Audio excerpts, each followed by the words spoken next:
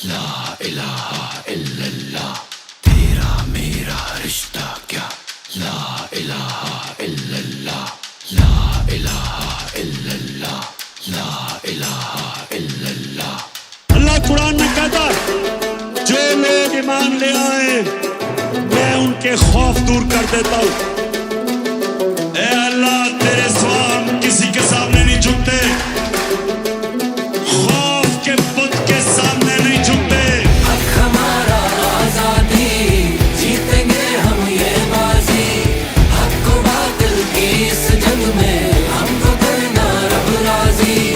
हक हमारा आजादी, जीतेंगे हम ये बाजी, हक को बातिल की इस जंग में हमको करना रब राजी।